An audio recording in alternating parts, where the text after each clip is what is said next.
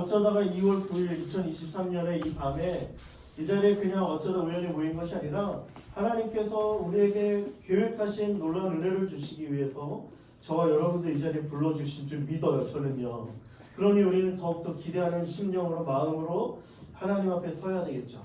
과연 하나님께서 어떻게 우리에게 말씀해 주실까? 어떠한 음성을 주의 말씀을 들려주실까? 그러한 기대하는 마음으로 함께 말씀 나누도록 하겠습니다. 우리 민수기 13장 25절로 33절 민수기 말씀을 함께 나눌 텐데요.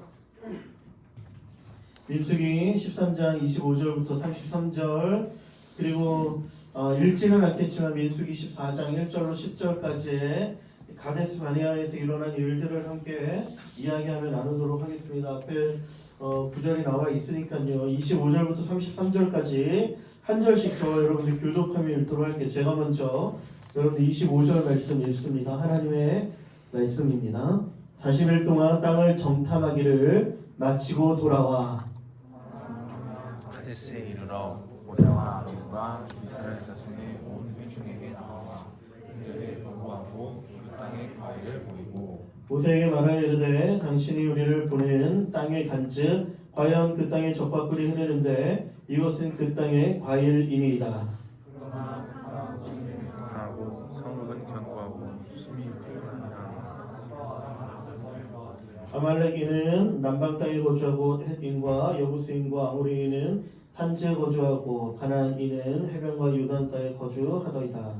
갈렙이 모세 앞에서 백성을 조용하게 하고 이르되 우리가 곧 올라가서 그 땅을 취하자 능히 이기리라 하나. 그와 함께 올라갔던 사람들은 이르되 우리는 능히 올라가서 그 백성을 치지 못하리라. 그들은 우리보다 강하니라 하고 이스라엘 자손 앞에서 그 정탐한 땅을 평하여 이르되 우리가 두루 다니며 정탐한 땅은 그 거주민을 삼키는 땅이요 거기서 본 모든 백성은 상당히 장대한 자들이며 함께 같이 읽겠습니다. 거기서 넷비림 후손인 아낙 자손의 거인들을 보았나니 우리는 스스로 보기에도 메뚜기 같으니 그들이 보기에도 그와 같았을 것이니라. 아멘. 네, 하나님의 말씀이고요. 여러분들 이번 겨울 수련의 주제가 무엇이죠? 능히 이기리라. 한 번 더 우리 믿음으로 같이 선포하겠습니다. 큰 소리로 함께 시작. 능히 이기리라. 아멘. 오늘 본문 안에 갈렙이 외쳤던 고백이고 믿음의 외침이죠. 이 말씀으로 이 제목으로 함께 말씀을 좀 나누도록 하겠습니다. 심리학자죠. 어니 젤린스키가 모르고 사는 즐거움이라는 책에서 PPT를 일상적으로 하고 있는 우리 걱정에 대한 연구를 했죠. 아마 여러분들 이 부분 많이 들어봤을 거라 생각이 되는데 우리가 한번 걱정을 하면 걱정과 염려에 사로잡히면 헤어나오지 못합니다. 여러분들 그런 경험 없으십니까? 한번 염려가 들어왔어요. 걱정거리가 들어왔어요. 잠을 이루지 못하는 거죠, 여러분들. 여러 가지 다른 많은 상상의 나래를 펼칩니다. 그리고는 밤을 꼴딱 새버리는 거예요. 일어나지도 않은 것들에 대한 염려와 걱정을 하며 두려움과 불안해하며 밤을 꼴딱 센 경험이 있을 수 있는 거죠. 그렇게 한두 번이 아닌 것이죠. 그런데 그러한 걱정을 향하여서 40%는 절대로 우리 현실에서 일어나지 않는 일이다 라고 이야기를 하고 30%는 이미 일어난 일에 대한 것이요 걱정의 22%는 사소한 고민, 안 해도 되는 고민, 걱정의 4%는 우리의 힘으로 어쩔 수 없는 도리가 없는 일들이고 다만 우리가 걱정할 수 있는 단 4%만이 우리가 걱정하고 염려함으로 바꿔놓을 수 있는 일이다 라는 연구의 결과를 발표했습니다. 뭐 전문가가 발표한 것이니까 믿을만한 것이겠죠. 결과적으로 무엇을 우리 가운데 이 결과가 얘기해 주냐면 우리가 하고 있는 모든 걱정의 96%가 안 해도 되는 걱정이다 라는 걸 우리에게 이야기합니다. 96% 가운데 많은 퍼센트율을 차지하고 있는 것들이 무엇이냐면 앞으로 우리의 현실 속에서 절대로 일어나지 않는 일들에 관한 것이다 라고 말하죠. 가장 큰 포션을 차지합니다. 아직 현실에서 일어나지 않은 일들에 대하여서 우리가 염려하고 걱정한다라는 겁니다. 걱정은 그래서 무엇이라고 얘기하냐면 우리가 하고 있는 이 불안의 상상력, 생각, 망상을 만나 이 불안이 증폭된 것이다 라고 이야기를 해요. 다시 말해 어떤 것에 대한 불안이냐면 아직 일어나지 않는, 아직 가보지 않는 내일에 대한, 미래에 대한 불안이 걱정으로 이어진다라는 겁니다. 미국의 4대 대통령이죠. 토머스 제퍼슨이 그래서 사람들이 실제로 벌어진 일 때문이 아니라 앞으로의 일을 걱정하느라 고통받는다 라고 이야기를 합니다. 매우 공감이 되는 말이고 우리의 삶에도 이런 모습이 너무 많다라는 것이죠. 그런데 오늘 본문 말씀을 보면 이스라엘이 딱 그 처지가 딱 이런 모습이었다라는 것입니다. 여러분들, 하나님께서 약속의 땅을 이야기하면서 그 땅을 향하여, 가나안 땅을 향하여 행진하라 말씀해 주시죠.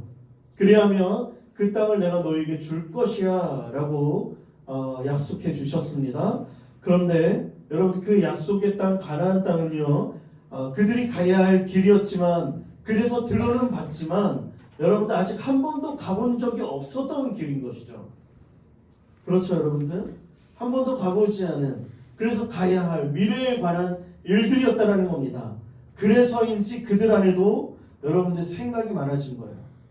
염려와 걱정과 불안과 두려움이 올라오기 시작했다라는 겁니다.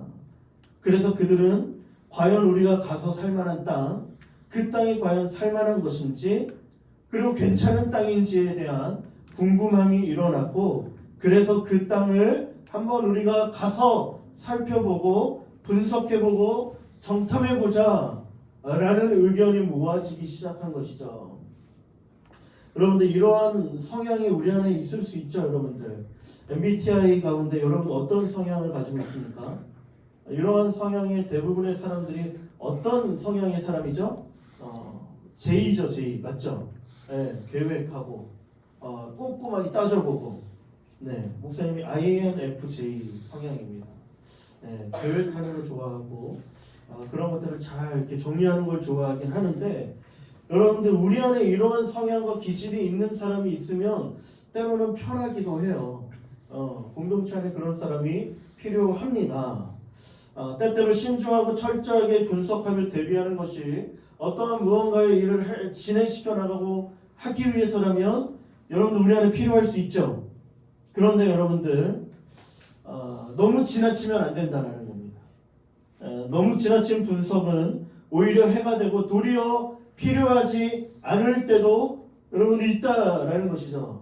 더욱이 여러분 영적인 세계 안에서는 여러분 더 그럴 수 있다라는 거예요.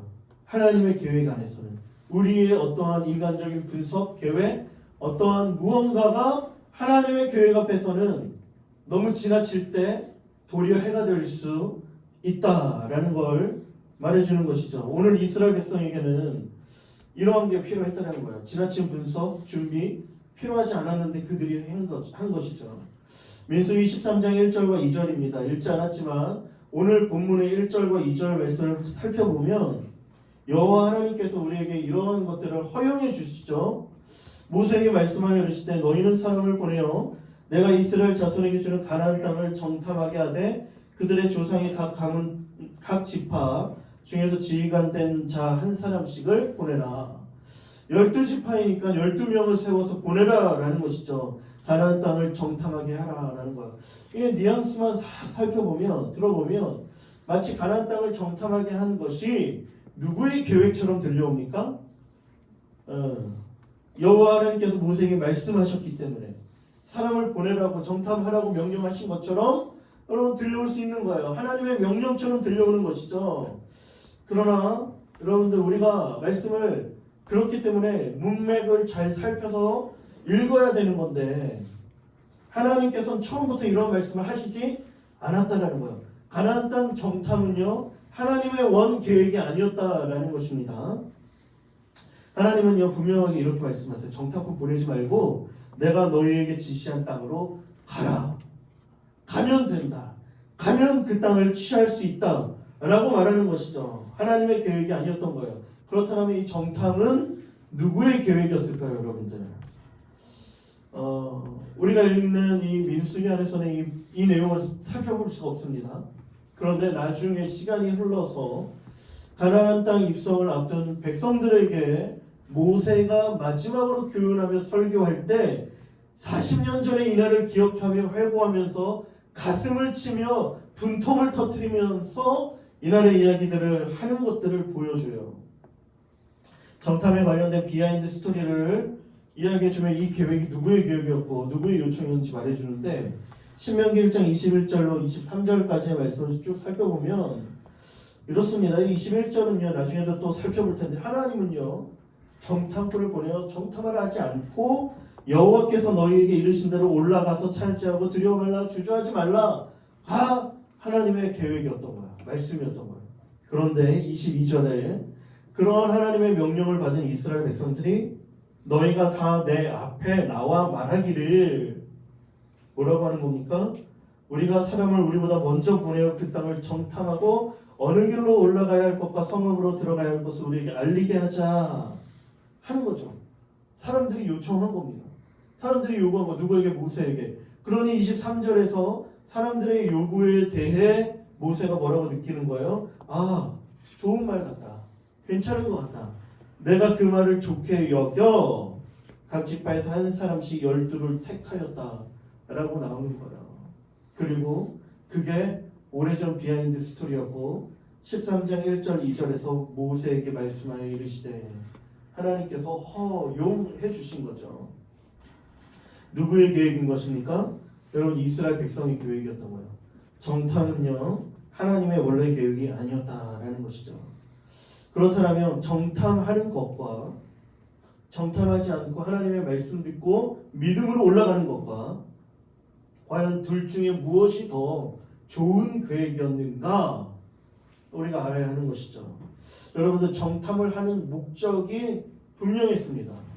정탐하는 목적은요 단 한 가지였던 것이죠. 여러분 그 정탐의 목적이 무엇이죠, 여러분들? 정탐의 목적이 무엇일까? 왜 12를 택하여서 그 땅을 먼저 보게 하게 한 것인가요, 여러분들? 우리가 올라가게 될 그 땅이 어떠한 땅인지를 알고자 하는 거고 어떻게 하면 더 잘 올라가야 갈 수 있는지에 대한 방법을 구하기 위함인 것이죠. 올라가고자 하는 거예요. 가서 그 땅을 취하고자 하는 것이죠. 정탐의 목적은 딱 한 가지인 거죠. 왜 그곳에 가야 하는가? 정복하고자 하는 거고 그 땅을 취하고자 하는 열망과 갈망을 키우는데 이 정탐의 목적이 있는 것입니다. 그래서 대표들을 뽑은 것이고 40일이라는 그 긴 시간의 노력을 기울이면서 나아간 것이죠. 그렇다면 정탐하고 난 이후에 그 보고를 들은 이스라엘 백성들은 어떤 행동을 취해야 합니까? 정탐한 목적 그대로 여러분들 그 결과를 바탕으로 가자 하며 전진했어야 되는 거죠. 올라갔어야 되는 거죠.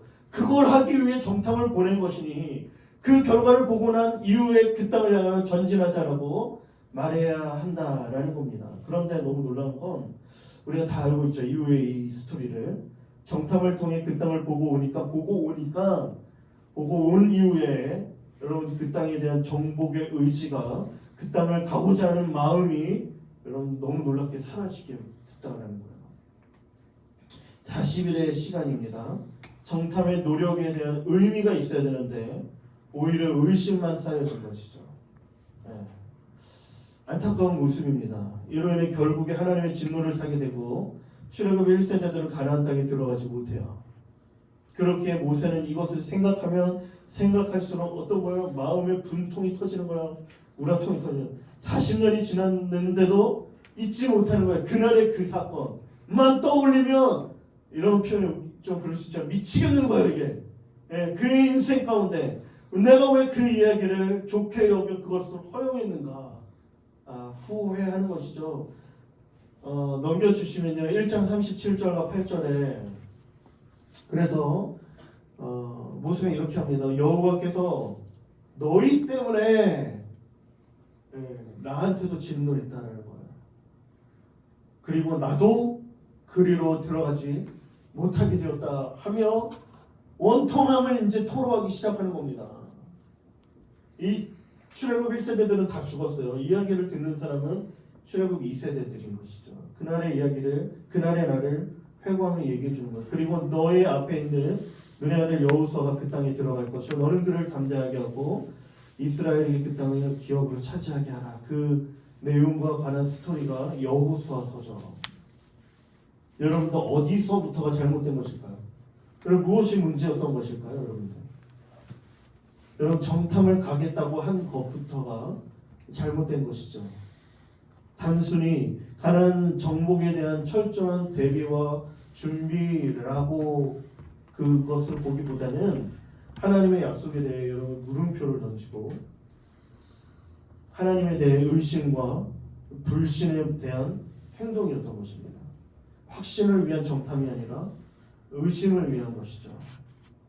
여러분들, 우리가 살아가는 인생, 우리가 살아가는 모든 삶의 영역, 특별히 영적인 영역 가운데 우리는요 앞으로 가지 않았던 길, 가보지 않았던 길을, 미지의 길을, 한 번도 살아보지 않았던 내일을 마주하게 될 것이에요.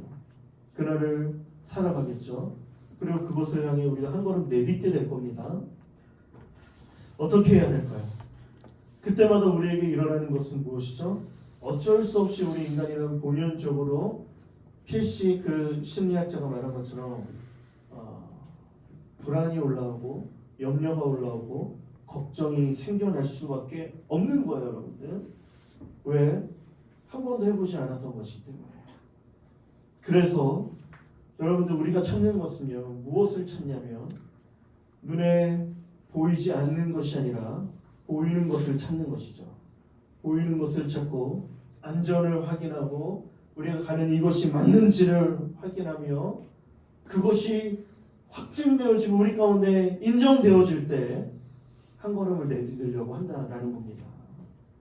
그런데 여기서 한 가지 문제 제기를 하고 질문을 던지면 그렇게 하면 정말 우리가 그것을 보면 보이는 것을 찾고 눈으로 실제로 과연 우리가 보면 여러분들 우리가 정말 걱정을 떨쳐버리고 담대함으로 한 걸음 내딜 수 있냐라는 것이죠. 정말 우리가 가는 그 걸음이 안전할 수 있겠냐라는 겁니다. 우리가 보는 것으로 증거를 삼아 우리가 걸어가면 우리의 걱정과 염려와 두려움들은 정말 사라질 수 있겠냐라는 것이죠. 그 질문을 하고 그 질문에 우리는 답을 할 수 있어야 한다라는 겁니다. 이스라엘 백성들 그러려고 했다라는 거예요. 우리 민수기 13장 17절로 우리 20절까지 보면 모세가 정탐꾼을 보내면서 정탐꾼에게 정탐해야 할 항목과 리스트들을 보내죠. 17절부터 20절까지입니다. 쭉 말씀을 읽어보면 너희가 그 땅에 들어가면 그 땅을 정탐하라. 곧 그 땅의 거민이 강한지 약한지 많은지 적은지 땅이 좋은지 나쁜지 성읍이 진영인지 산성인지 메마른지 비옥한지 나무가 있는지 없는지 과일이 실한지 아닌지를 한번 정탐해봐라. 그 땅의 실과를 가져와봐라 라고 하며 여러분들 7가지의 항목들을 정탐의 기준으로 세웠다라는 거예요. 여러분 유심히 한번 살펴보십시오. 여러분들 매우 구체적으로 그 기준들을 세웠고 항목들이 있습니다. 7가지예요. 40일간 이 항목에 충실하게 땅을 둘러보고 와야 하는 것이죠. 제가 보기에는요 이 사람들이 이 기준, 이 항목에 충실했던 것 같아요. 이 항목 그대로 그 정탐을 하고 돌아와 보고하기 시작합니다. 이 항목의 기준으로 보고를 결과를 이야기하기 시작하는데 여러분 너무 놀라운 사실은 무엇이냐면 놀라운 것은요 돌아와서 이들이 하고 있는 보고를 보면 정탐의 항목 7가지 중에서 여러분들 한 가지를 제외하고 6가지는 다 괜찮은 거였어요. 다 괜찮은 거였어요. 여러분들 7가지 중에서 한 가지를 제외하고 6가지는 괜찮았던 것이었다는 거예요. 그럼 민수기 14장 26절로 29절이에요. 그들이 와서 보고를 합니다. 여러분 27절 말씀을 보면 과일을 보여주면서 당신이 우리에게 보낸 땅에 간지에 그 땅에는 젖과 꿀이 흐르는데 이것이 그 땅의 과일입니다 라는 것이죠. 이 한 구절에서 4개가 벌써 패스되고 통과되어져요. 보면은 땅이 좋죠. 5번, 6번, 7번 비옥하고 여러분들 무성한 나무와 과실이 실하죠.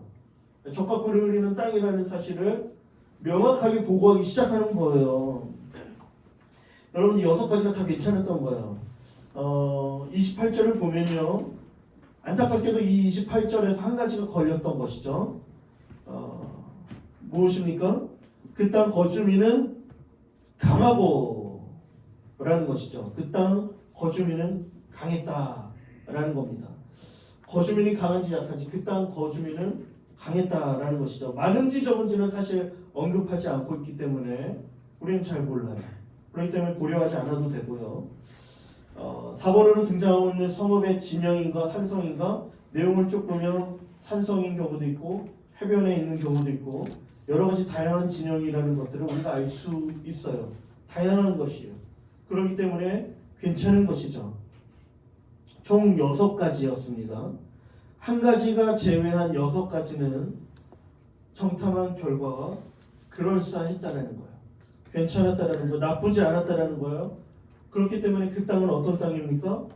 좋은 땅이에요. 살만한 땅이에요. 한번 부딪혀 볼만한 땅인 거예요. 욕심내어서 그 땅에 들어가자 결단하며 힘을 내어 올라갈 만한 땅이 여러분들 가나안 땅이었다는 거예요. 그들이 보고한 보고가 그랬다는 거 객관적으로 그들이 그걸 보고 왔다라는 겁니다. 가면 이 땅을 주신다 하신 하나님의 약속까지도 있었죠, 여러분들. 그런데 한 가지 여기서 눈으로 실제로 보고 돌아왔습니다. 그랬더라면 그들 안에 믿음이 일어났어야죠. 말씀드린 것처럼 우리가 앞으로 살아가지 못한 그날 미래 일들에 대한 것에 대한 분명한 안전과 확신이 드는 증거들을 보면 우리가 과연 그 길을 걸어갈 수 있냐, 힘있게 나아갈 수 있냐 라는 그 질문 앞에서 이들이 보고 왔음에도 불구하고 여러분들 보고 왔으면 믿음으로 전진하고 행진했어야죠. 그 땅은 우리의 땅이 우리 갈만한 땅이라고 외쳤어야죠. 그런데 보고 왔음에도 불구하고 가지 못했다라는 거예요. 가야 하는 게 맞았는데 오히려 정탐 보고 이후에 여러분들 정복의 의지가 사라져버렸다는 것이죠. 보고 와보니까 그 의지가 사라지고 하고자 하는 마음이 사라져요. 한번 보고자 했기에 하나님이 보라고 했는데 그것을 보고 오자 완전히 포기해버리게 된 것이죠. 여러분들 여기서 중요한 영적인 원리가 있습니다. 사랑하는 청년 여러분들, 믿음은 무엇일까요? 여러분들? 믿음은 어떻게 생기는 것일까요? 믿음은 과연 어떻게 우리 안에서 일어나는 것일까요? 여러분 보는 것을 믿는다라면 누군가 보여달라고 얘기하죠. 보는 것이 정말 믿음을 일으키는 것이었다라면 그걸 보고 우리는 믿음으로 행진하고 일어서고 나아갈 수 있었어야 되는데 그러지 못한 것이에요. 그렇다면 믿음은 과연 우리 안에 어떻게 일어나는 것인가? 성경 안에 믿음의 선진들이 우리에게 믿음이 무엇인지를 가르쳐주고 알려주는 곳이 있는데 히브리서 11장 8절 말씀입니다.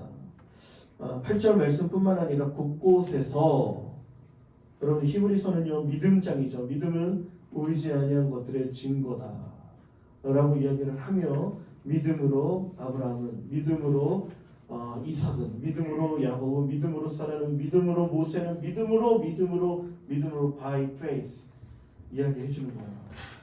믿음으로. 근데 너무 놀라운 건 11장 8절에 보니까 믿음의 조상 아브라함이 부르심을 받았을 때 순종하여 장래의 유업으로 받을 땅에 나아갑니다. 본토 친척 아비 집을 떠나 내가 너에게 지시한 그 땅으로 가라.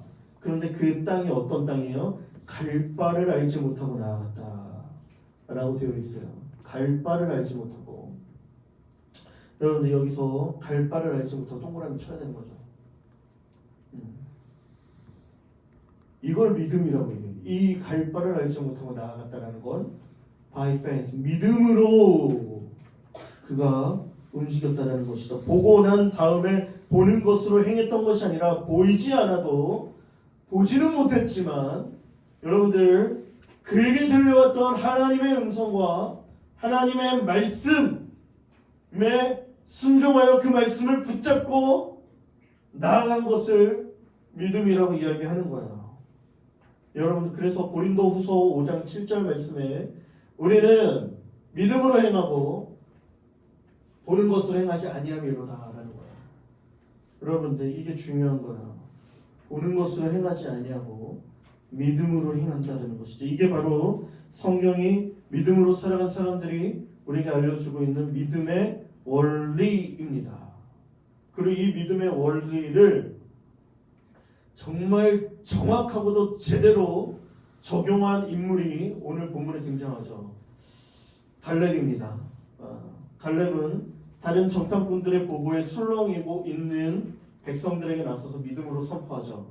오늘 우리 수련의 주제이기도 한 30절 말씀에 갈렙이 모세 앞에서 백성을 조용하게 했다라고 하죠. 술렁이는 거예요. 웅성웅성 거리는 거예요. 느낌이 쏴한 거예요. 갈렙이 그래서 나서서 안 되겠다. 이걸 좀 이렇게 다스려야 되겠다. 조용해라 라고 이야기하며 분위기 반전을 꾀하기에 그가 믿음을 선포하는데 이렇게 이야기합니다. 우리가 곧 올라가서 그 땅을 취하자 능히 이기리라. 외치는 거예요, 여러분들. 할 수만 있으면 여러분들 이 30절, 이 9절을 암송할 수 있었으면 좋겠습니다. 우리가 올라가자, 그 땅을 취하자, 능히 이기리라. 여러분, 능히 이기리라, 이 말은 무슨 말일까요? 단순한 말이에요. We can do it. 우리 할 수 있다는 거예요. Just do it. 어느 브랜드의 상표의 그런 것이 아니라 do it, 해라. We can do it 해주는 거예요. 다른 표현으로는요, overcome it 이라고 되어 있어요. 난관과 여러 가지 장애물들이 있어도 넘어가자라는 거죠. 극복하자라는 거죠. 우리가 할 수 있다라는 거죠. 능히 이기리라 외치는 거예요. 여러분, 이 외침은요, 근거 없는 자신감일까요, 여러분들? 그냥 아무 생각이 없어서 이러한 생각을 하는 거예요. 10명이라는 다른 정탐꾼들은 그런 마음을 품지 못했는데 유독 갈렙은 어떻게 이런 마음을 품을 수 있었던 것일까요? 무대뽀였기 때문에, 만만하게 그 땅을 여겼기 때문에, 여러분, 그것이 아니었던 것이죠. 여러분, 그의 외침을 보면 이 외침, 그가 말했던 이 말이 그의 생각과 그가 만들고 지어낸 말이 아니었다라는 것을 우리가 발견할 수 있는데, 갈렙은 자기 자신의 생각을 이야기한 것이 아니라 이미 그들에게 들려주셨던 하나님의 말씀을 이스라엘 백성들 앞에서 믿음으로 선포한 거예요. 1장 21절 말씀이죠. 여러분들 보세요. 갈렙의 고백과 함께 한번 비교해 보면요, 너희 하나님 여호와께서 이 땅을 너희 앞에 두셨은즉 너희 조상의 하나님 여호와께서 너희에게 이르신 대로 하나님이 말하기를 올라가라, 차지하라, 두려워하거나 주저하지 말라 말씀해 주셨다는, 이미 이스라엘 백성들에게 이미 이 말씀이 들려온 거예요. 여러분, 갈렙만 들은 것이 아니라 이스라엘 백성 모든 백성들이 다 들었던 거예요. 갈렙은 그러나 기억하고 있었던 것이죠. 40일 정탐을 하고 돌아와 보니 정말 그 땅은 하나님께서 우리에게 주신 땅이구나. 믿음이 일어나서 외치는 것이죠. 그래서 올라가자, 그 땅을 취하자, 차지하자, 능히 이기리라, 두려워하지 말아라. We can do it 하는 거죠. 우리는 not by sight, 보는 것으로가 아니라 but by faith, 우리의 믿음으로 우리의 인생의 한 걸음 한 걸음을 내디디며 걸어가야 하는 것이죠. 여러분들, 본 것 여부에 관계없이 왜 그 거주민이 강한 그 거주민을 왜 갈렙은 못 받겠습니까? 받겠죠. 아랍 자손 거인 족속을 받죠. 이건 객관적인 사실이에요. 이 사실을 무시하지 않습니다. 그러나 하나님의 말씀을 붙잡으면서 믿음을 선포하기 시작해요. 여러분들, 믿음은요, 보는 것이 아니라 하나님의 약속의 말씀을 기억하고 붙잡는 것에서부터 시작된다라는 겁니다. 사랑하는 청년 여러분들, 여러분들의 인생 속에 이러한 믿음의 역사가 일어나기를 소망합니다. 아멘. 아멘. 아멘. 우리가 걸어가는 모든 것을 우리가 살아보지 않은 날들일 텐데 이 날들을 우리가 어떻게 살아갈 수 있겠어요? 믿음이 필요하죠. 이 믿음은 하나님의 말씀으로부터 시작된다는 거예요. 하나님의 말씀 붙잡고 가보지 않았지만 내 안에 여전히 염려와 두려움이 있지만 그 말씀을 붙잡고 순종함으로 나아가자 하면 능히 이기리라 외친 것처럼 승리가 오게 되어진다 라는 겁니다. 그런데 여러분들 이런 고백을 할 수 있으면 얼마나 감사하겠어요. 문제는 현실의 두려움을 마주하게 될 때마다 우리는 너무 자주 쉽게 하나님의 말씀을 잊어버리는 데 있다라는 것이죠.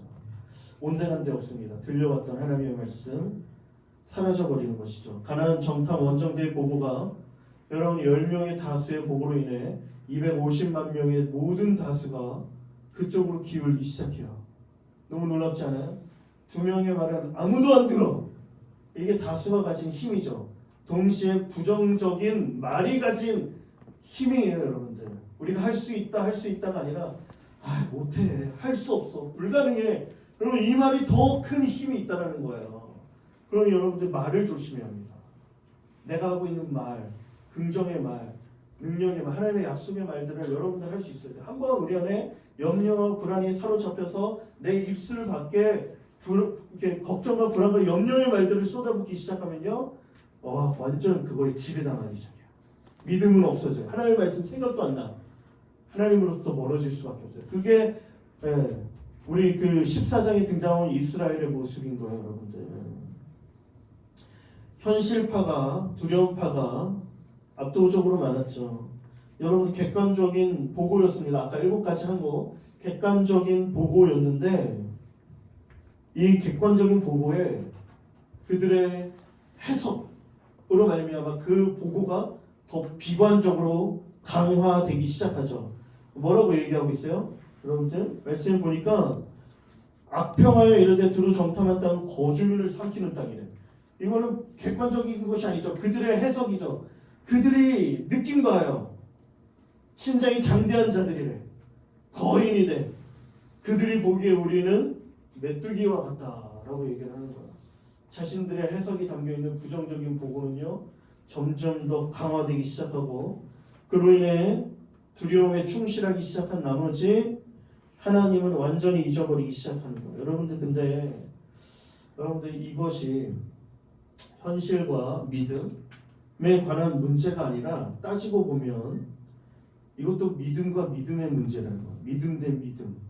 무슨 믿음과 믿음입니까? 현실이 가져다주는 그 두려움으로 말미암아 내 삶에 절대로 이것은 안 돼 라는 이 불가능, 두려움을 믿는 믿음 대 하나님의 약속을 믿는 믿음의 대결이라는 거예요. 근데 어느새 우리의 마음은 어디에 쏠려 있는 거예요? 현실을 강조하는 믿음에 더 쏠려 있는 것이죠. 현실이 하나님의 약속보다 더 어마어마하게 커 보이는 거야. 그러니까 하나님은 내 삶에 온데간데 없죠. 작아 보이죠. 사라져버리죠. 희미해 보이죠. 하나님이 지난날에 해주셨던 모든 역사는 생각도 나지 않는 거예요. 믿음은 반대죠. 하나님 주신 믿음은요, 현실은 있지만 현실보다 더 크고 놀라우신 전능하신 하나님이 보이기 시작하는 거죠. 그러니 내 앞에 있는 이 나중에 보면 여리고성도 감당할 만한 것이 될 수 있는 거예요. 나중에 보면 여호수아가 그들은 우리의 밥이다, 먹이라, 하나님이 행하여 주실 놀라운 역사의 증거물밖에 안 된다라는 것이죠. 그런 것들은 여러분이 현실을 강조하는 그 믿음을 선택할 것인가, 하나님의 약속을 믿는 믿음을 선택할 것인가를 따라야 하는데 대부분의 사람들이 현실의 무게를 두고 현실을 쫓습니다. 그게 우리의 문제예요. 그게 우리의 실수예요.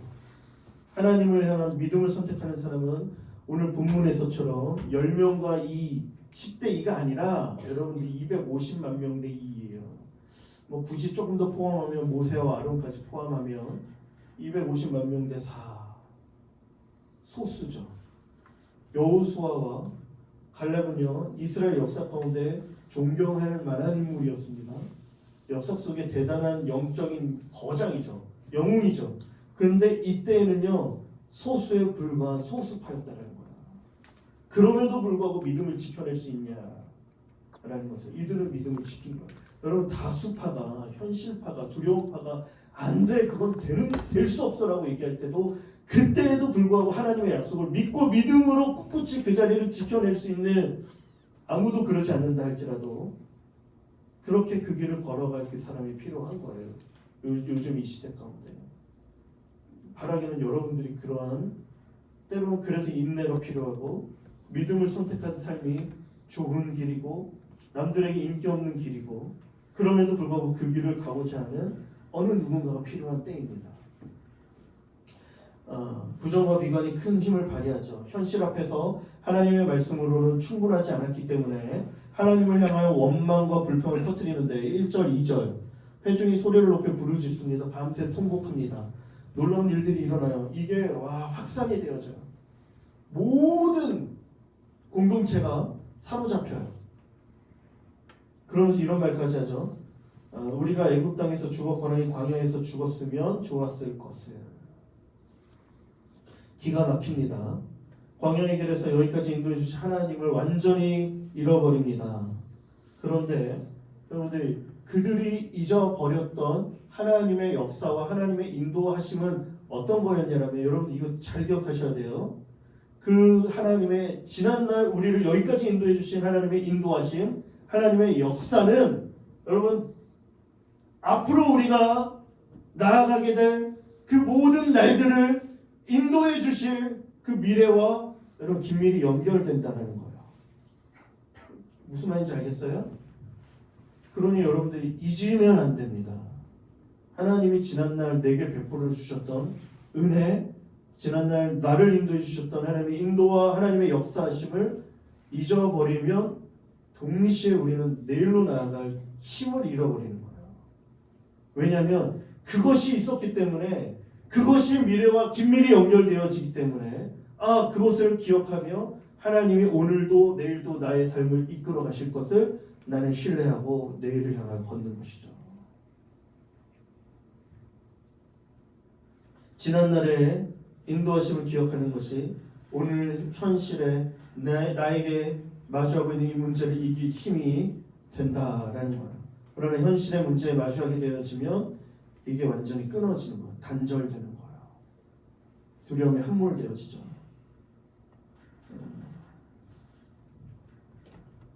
그리고 그것이 바로 어떻게 되어지냐면, 그걸 잃어버린 사람들은요, 과거로 회개하기 시작합니다. 과거로 돌아가기 시작. 미래 난 못 갈 것 같아. 내일 못 나갈 것 같아 하며 그냥 난 옛날이 좋았어 하며 돌아서는 것이죠. 그게 민수기 14장 4절 말씀인데, 그들이 입 밖으로 꺼내지 말아야 했을 말을 고백하기 시작합니다. 이에 서로 말하되 우리가 한 지휘관을 세우고 여러분들 애굽으로 돌아가자 하며. 여러분 이 말은요 정말 위험한 말이에요. 하지 말았어야 할 말. 하나님이 싫어해도 가장 싫어하는 말, 애굽으로 돌아가자라는 말입니다. 여러분들 이 말은요 이때만 아니라 구약 전체에서의 금기어예요. 여러분 애굽이라는 나라는요 출애굽 사건의 어떻게 보면 배경이 되어지죠. 출애굽 사건, 홍해를 건너는 사건은요 6월절 사건이 포함되어져 있죠. 이건 무엇과 연결이 되냐면 우리를 구원해 주신 예수 그리스도의 십자가의 사건과 연결되어져요. 출애굽은요 하나님 우리에게 베풀어 주신 구원을 상징하는 거예요. 그런데 이들이 염려하고 불안해하고 두려워하며 원망하고 불평하고 악평하기 시작하고 통곡하기 시작하고 하나님을 향하여 원망하기 시작하면서 과거로 회개하고자 하면서 그들의 입 밖에 어떤 말이 나왔냐면, 하나님께서 내게 베풀어 주신 그 놀라운 구원을 향하여 그 구원이 필요 없다 라고 얘기하는 거예요. 구원을 취소시키자. 구원 그딴 거 필요 없다. 다시 돌아가자 라고 얘기를 하는 것이죠. 구원을 버리고 하나님을 떠나고 하나님을 멀리하고 죄의 종로릇하는 삶으로 돌아가겠다라고 말하는 불신앙인 거예요. 여러분들 그렇기 때문에 말씀드렸던 것처럼 두려움을 조심하고 내 입에 말하고 있는 부정적인 말들, 원망의 말들 조심해야 합니다. 이것이 계속되어지면 우리가 하나님으로부터 멀어질 수 있어요. 하나님을 완전히 떠날 수도 있어요. 말씀드린 것처럼 이스라엘의 두려움의 핵심은 아직 일어나지 않은 미래의 일들입니다. 불확실한 미래보다 그러나 그들은 확실했던 과거의 애굽을 찾는 것이죠. 그런데 과거의 애굽은요, 그들이 생각하기에 지금이니까 좋았던 것만 선택적으로 생각하지, 과거의 애굽은 어떤 땅이었냐면 노예의 종로로 타뒀다, 죽음이 가득한 땅이었다라는 것을 기억해야 한다라는 겁니다. 이거를 반드시 알아야 되는 거예요. 그러니 과거로 돌아가서는 안 된다라는 것이죠. 믿음은 과거로 돌아가는 것이 아니라 과거에 우리의 삶에 베풀어 주신 하나님의 은혜, 하나님의 인도하심을 오늘과 내일로 연결시키는 겁니다. 미래는 주어지지는 않았지만 이미 주어진 현실로 받아들이는 거죠. 여러분들, 비전이라는 말이 있어요. 비전은 본다라는 겁니다. 근데 무엇을 보냐면 아직 이루어지지 않았지만 그것이 이루어질 것이라 믿는 것이죠.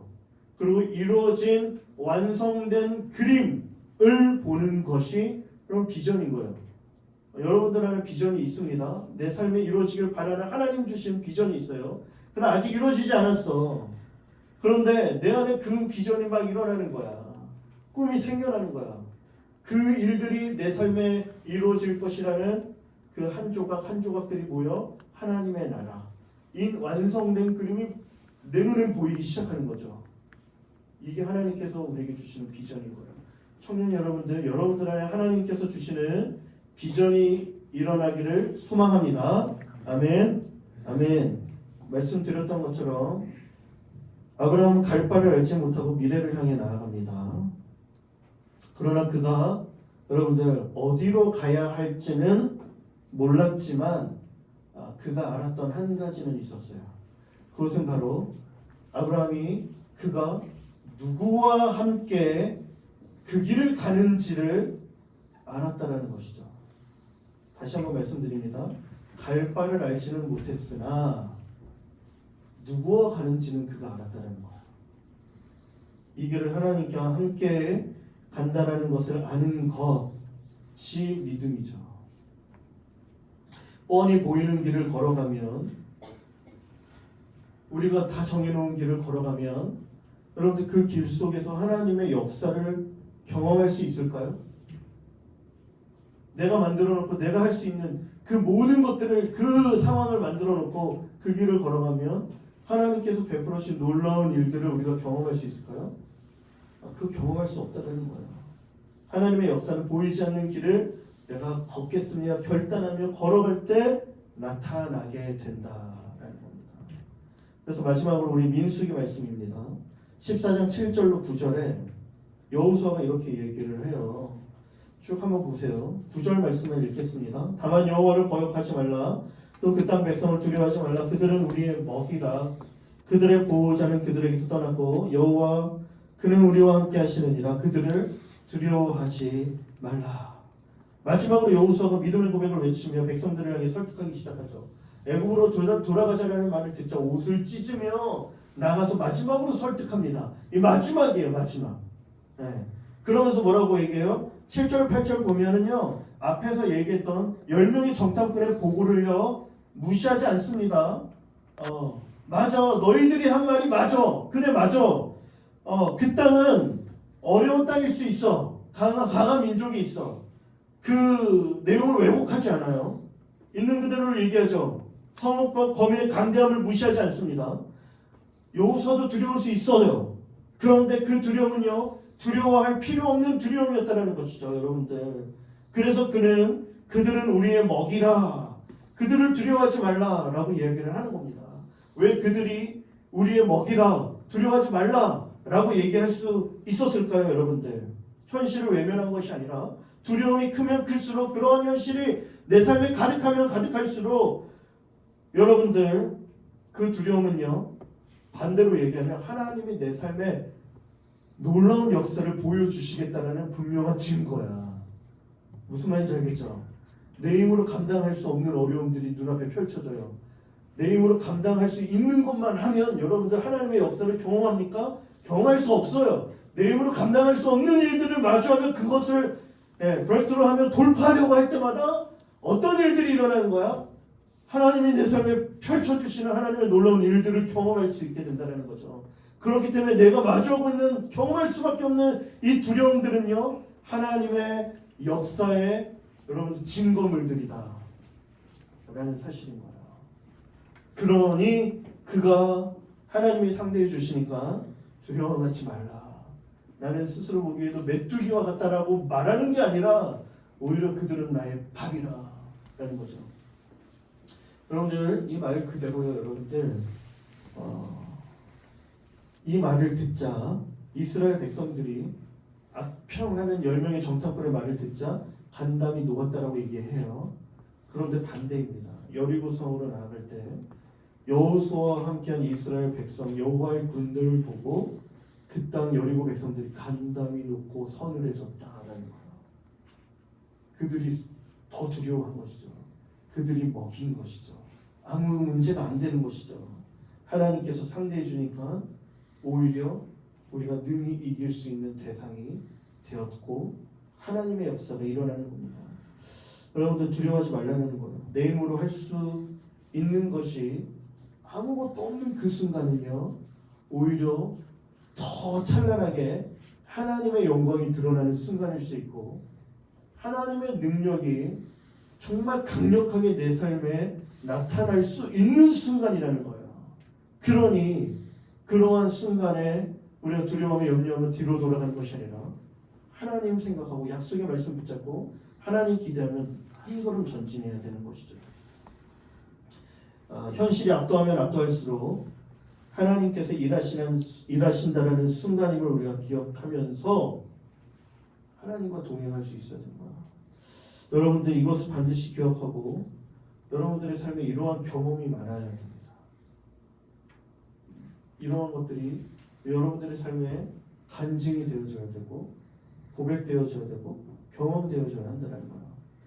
설교 다 끝났습니다. 이제 간단하게 목사님의 청년 시절을 조금만 이야기를 해주면 목사님 이런 것들을 너무 많이 경험해 봤어요. 여러분들과 같은 비슷한 나이에 또래에 제가 25살부터 35살까지 미국에 있었습니다. 한 10년여에 가까운 시간을 2005년에 미국으로 유학을 떠나서 다시 한국으로 한 1년 6개월 동안만 다시 돌아와 있었고 2014년도까지 한국으로 돌아올 때까지 미국에 있었는데 녹록치 않았죠. 만만한 생활이 아니었죠. 오늘 뭐 설거지하면서 이야기를 했는데 디시워시 하면서 아르바이트하고 파트타임하고 웨이터하고 그 여러 가지 뭐 컨스트럭션하고 또 뭐 안 해본 거 없어요. 미국에서도 한국에서도 마찬가지였고 여러 가지 다양한 아르바이트 같은 것도 많이 했습니다. 노가다 뭐 그런 것들은 뭐 기본적이죠. 근데 하나님께서 주셨던 마음이 있어. 유학에 대한 마음을 주셔서 밑도 끝도 없이 내게 그렇다고 내가 그곳에 갈 수 있는 상황과 형편이 되었는가? 넉넉하면 좋았을 텐데 안타깝게도 넉넉하지 못했어요. 하나님 주셨던 마음이 있어요. 한 번은 주신 약속의 말씀이 저를 움직이죠. 계속적으로 하나님께서 마음을 주셨어요. 한 번은 목사님이 이렇게 미국에 갔다가 다시 한국으로 돌아와서 4학년 한 학기를 마치고 이제 그 다음 이제 진로를 선택하려고 할 때 하나님 앞에 엎드려 기도하기 시작하는데 저는 그날을 기억하고 잊지 못해요. 새벽 예배를 드리고 똑같이 아침 큐티 말씀을 묵상하는 가운데 기도하는데 이런 마음이 들었어요. 세계 지도가 보여지고 저를 통해서 하나님께서 곳곳에 하나님의 사람들인 제자들을 세우기를 기뻐하신다 라는 그 마음이 생겨났습니다. 그게 2007년도예요. 2007년도가 언제냐면 목사님 4학년이고 2학기 때이고 99학번인데 꽤 오래 학교를 다녔죠 제가. 그런데 미국에서 다시 연락이 왔어요. 다시 미국으로 들어오라고. 4학년 마지막 학기 때. 그걸 놓고 기도하고 있을 때 그 새벽 아침에 세계 지도가 눈앞에 보여지고 하나님께서 나를 통해 수많은 곳곳의 세계 나라에 하나님 기뻐하시는 제자들을 세워가시겠다 하시면서 한 문장이 완성이 되는데 마태복음 28장의 말씀에 가서 모든 족속의 제자를 삼아 Go and make disciples. 아 가야 되겠다 라는 마음이 생겨나는 거야. 아 이거 하나님 주시는 약속의 말씀인 거야. 아 나를 통해 하나님께 생각하실 일들이 있겠구나. 여러분들 저는요 학부 때 신문 방송학 공부했어요. 예, 신학과는 전혀 상관없는 앞에 신자만 같지.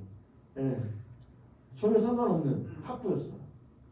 그래서 열심히 그냥 미국에서 유학생활 잠깐 하고 돌아와서 기자 생활 하려고 했던 것이죠. 기자 생활도 했습니다. 아, 그런데 하나님께서 그곳으로 부르시기에 아 가야 되겠다. 그런데 약속의 말씀은 있었는데 현실은 녹록지 않았어요. 당시만 하더라도 미 대사관에서는요 유학 비자 그리고 이렇게 비자를 한번 미국에 가려면 길게 줄을 서야 돼. 인터뷰를 해야 돼. 서류를 준비하는데 이만큼씩 준비해. 더욱이 재정 보증인이 있어야 되는데 목사님 안타깝게 우리 부모님은요 넉넉하지 못했어요. 예. 그러다 보니까 재정 보증 왜냐 얘가 가서 공부하고 다시 돌아올 거 서류상으로 증명해 줘야 되는데 증명이 안 되니까 사돈의 8촌에 우리 친척 큰 형님이 저를 보증을 서주시면서 서류가 많아졌죠. 그 서류를 준비해 가는데 너무 힘이 드는 거야. 하나님 앞에서는 하루는 하나님께서 주신 마음이지 않습니까? 내가 가겠다고 한 것도 아니고 하나님께서 허락해 주신 그 마음 주셔서 이것을 준비해 가는데 왜 이렇게 힘들게 만듭니까? 하면서 제 마음이 좀 이렇게 힘든 나머지 좀 하나님 앞에 좀 떼를 쓰고 자고 싶은 마음도 들었고 그냥 그 마음을 하나님 앞에서 그냥 토로하면서 울고 싶은 마음이 들어서 그럼 서빙고에 있는 오누리 교회를 가면 그 당시에는 모교 찬양 집회가 있어요. 경배와 찬양이라는 하스데반 선교사님이라고 이 너무 오래된 거의 원조격 경배와 찬양 마커스 제이어스 갖다 붙이지도 못합니다. 역사적으로 그곳에 가서 예배를 드리는데 눈물이 펑펑 터져 나오죠. 그런 건데 하나님께서 들려주셨던 말씀이 로마서 8장 15절에 너희는 다시 무서워하는 종의 영을 받지 아니하고 양자의 영을 받았으므로 우리가 아빠 아버지라고 부르짖느니라. 그러면 하나님께서 주시는 그런 마음의 음성 그런 마음에 이렇게 확신을 보시면 내가 너의 아버지야. 아빠한테 다 얘기해. 아빠가 다 좋은 거 준비해놨어. 아빠가 너를 위해서 좋은 거 가장 좋은 것을 준비해놨으니까 너는 그냥 말만 해. 내가 다 줄게. 라는 마음이 들려오는 거야. 마음이 확신이 드는 거야. 우와 그것이 이렇게 딱 터져 나오니까 거기서 이렇게 그때도 울고 있었는데 그 마음이 내 안에 딱 생겨나니까 눈물이 팡 터지는 거지. 하나님하고 엎드리게 되는 거지. 하나님 맞아 나 너무 힘들었어요. 그런데 하나님 우리 아버지 되신 거 알아요. 아빠 아버지라고 부르시면서 하나님 나를 보내주십시오. 하나님 내 길을 인도해 주십시오. 맡겼던 기억이 있습니다. 그리고 소리를 준비했죠. 기도를 준비했어요. 그리고 딱 그 앞에 섰어. 대사관 앞에 인터뷰를 해야 돼. 인터뷰를 하는데 딱 서류 이만큼 준비했어. 남들은 좀 아주 짧아, 얇아요. 나는 근데 더 많아. 여러 가지 서류 준비해서 보증해야 되니까, 증명해야 되니까. 근데 서류도 안 보고 딱 보자마자 너 공부할 거야? 예. 그러니까 그러면 굿럭 하면서 딱 통과시켜줬어요. 너무 감사하더라고. 준비한 거에 비해서 와 이렇게 그냥 쉽게 통과되네. 은혜죠. 하나님께서 인도해 주신 것이죠. 그리고 나서 이제 떠나야 되는 거야. 10년의 유학 생활입니다. 여러분들 이게 결코 만만한 생활이 아니에요. 타지 생활을 해본 사람은 알 수도 있을지 모르겠으나 여러분들 제가 말씀을 준비하면서 한 가지 생각났던 장면이 무엇이냐면 이제 제가 이제 비행기를 타고 미국으로 떠나야 되지 않습니까? 우리 어머니께서 저를 공항까지 바래다 줬어요. 그리고 이제 배웅을 해주는 거죠. 그러면서 이제 인사를 하고 떠나려고 할 때 그때 목사님 수중 안에 들었던 돈이 얼마였냐면 단돈 여러분들 28만 원, 30만 원. 그거를 $1 이렇게 환율을 이렇게 하니까는 내 돈 안에 284불이 들어왔어요. 목사님 이게 딱 기억이 나. 284불밖에 없어서 내 손에 딱 쥐고 간 게. 그리고 내가 어머니한테 이런 얘기를 했던 것 같아요. 진짜 밑도 끝도 없었던 좀 어떻게 보면 좀 근자감이었을지 모르겠지만 어머님한테 이런 얘기를 했어요. 엄마 나한테 돈이 이거밖에 없어. 30만 원, 284불 이거밖에 없어. 근데 하나님께서 보내시는 거잖아. 하나님께서 괜히 보내시겠어? 가면 284불 내가 들고 가지만 반드시 입히시고 먹이시고 채우시고 하나님께서 공급해 주실 거야. 그리고 내가 이걸 가지고 하나님 믿음으로 내가 나아가는데 하나님께서 더 많은 것들로 채워주시지 않겠어? 라고 얘기를 한 거야 내가 엄마한테. 엄마가 보고서 어떤 마음이었을지 내가 안 물어봤지만 저도 깜짝 놀랐습니다. 저 진짜 그렇게 얘기했어. 하나님께서 이렇게 말씀에 순종하며 나아가는 나에게 어떻게 뻥튀기 시켜주셔서 하나님께서 갚아주시고 은혜를 부어주실지 엄마 한번 우리가 지켜보자. 한번 우리가 그거 시험해보자. 그 하나님을 우리가 한번 경험해보자. 좀 그러고 갔어요. 284걸 한 달도 안 걸려. 쓰는데 일주일도 안 걸려. 너무 쉽게 사라집니다. 여러분 참고로 목사님 10년 동안 한국에서 미국으로 제 통장에 우리 부모님이 한 푼도 송금을 안 해주셨어요. 예, 물론 제가 처음 입학할 때와 그런 이제 첫 자금은 조금 준비를 해주셨죠. 그리고 목사님이 준비한 자금들이 있었고 그런데 그 기간 동안 이건 분명히 얘기해 줄 수 있어. 이렇게 한국으로부터 받은 돈이 없어요. 근데 지나고 나 보니 이루어진 거야 이 말씀이. 하나님께서 채워주시고 입히시고 먹이시고 살펴주신 거죠. 은혜인 거지 이게. 놀라운 거죠. 그리고 그 생활이 맞춰지고 하나님께서 하나님의 사람으로 사용하시기 위해 준비시키시고 다시 하나님께서 한국 땅으로 보내주셨어요. 목사님이 공식적으로 사역을 시작한 게 2005년 목사님이 처음 대학부를 개척하면서 사역을 시작했는데 그 이후로부터 지금까지 청년 사역을 한 해도 쉰 적이 없습니다. 청년 사역을 하는 일에 있어서 하나님께서 세워주시고 불러주시고 보내주시고 영혼들을 맡겨주신 것이죠. 그래서 저는 여기 아현 장로교회도 우연히 온 것이 아니라 하나님께서 보내주신 것이라 믿어요. 여기 올 때 왜 목사님 안에 두려움이 없었겠어? 이미 익숙해졌던 교회가 있었고 나하고 관계가 잘 세워진 내가 떠나는 걸 싫어하고 마음 아파하고 나도 마음 아파하고 그랬던 내 사랑하는 공동체가 있었는데 청년들이 새로운 곳 우리 성도님들이 떠나가는 거 싫어하고 목사님 이거 우리 다혜 목사님만 아시는데 얘들아 목사님 여기 오기 되게 힘들었어 안 놔주셔가지고 네, 내 말로 하니까 좀 그런데 한 2달을 끌었으면 다혜 목사님하고 안 된다 못 간다 그럼 목사님하고 계속 얘기하고 목사님 우리 목사님 다혜 목사님 이렇게 지인으로 알고 있었기 때문에 우리 목사님을 내가 놓쳐서는 안 되겠다 그 마음이 들어서 와야 되겠다는 마음이 들었죠. 네, 그런 마음 가운데 여기 오는 게 왜 두렵지 않았겠어요 여러분들?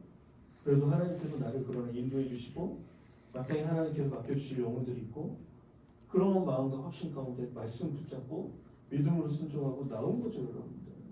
그리고 어떠한 일들이 펼쳐질지는 그러니까 기대가 되는 거야 얘들아. 염려보다는 여러분들도 그걸 경험해 보십시오. 그 하나님을 만나시고 여러분들 10대2의 결과 부정적인 보고 모두가 두려워하는 그 순간 하나님의 영광이 나타나요. 여러분 하나님이 나타나면 끝나는 거야. 그냥 끝이야 이제. 네, 하나님의 영광이 14장 10절에 등장합니다. 9절인 10절에 하나님을 신뢰하지 않고 애굽으로 돌아가자고 했던 그들은 그들의 말대로 어떻게 돼요? 가나안 땅에 못 들어가요. 광야에서 죽게 되어져요. 그러나 믿음의 고백을 외친 여호수아와 갈렙은 마침내 그 땅에 들어가죠. 여리고성을 무너뜨립니다. 그 땅의 거민들을 무너뜨리죠. 갈렙이 외치죠. 크고 견고한 성읍은 있을지라도 우리가 그 땅을 취하리라. 갈렙의 고백이죠. 나중에 이 말씀도 함께 나눌 텐데 여러분들 약속대로 그대로 성취되는 인생을 살아간 거예요. 이게 성경이 우리에게 알려주는 결말입니다. 가보지 않은 길, 여러분의 인생 혼자 걸어간다면 분명 두렵고 떨리죠. 그러나 그 길을 하나님께서 함께 걸어가 주십니다. 약속의 말씀을 들려주십니다. 그 약속의 말씀을 붙잡을 때 믿음으로 우리가 걸어갈 수 있고 믿음으로 걷는 삶이 승리의 삶이요 우리가 그 땅을 취하는 삶이요 은혜의 삶이라는 거예요. 여러분들 갈렙의 고백 올라가자 그 땅을 취하자 여러분들 능히 이기리라. 아멘. 이 믿음의 고백이 여러분들의 고백되어져서 여러분들 안에 하나님께서 주시는 진짜 그 승리를 맛보며 살아갈 수 있게 되기를 간절히 소망합니다. 아멘. 아멘. 우리 찬양팀 나오죠. 우리 함께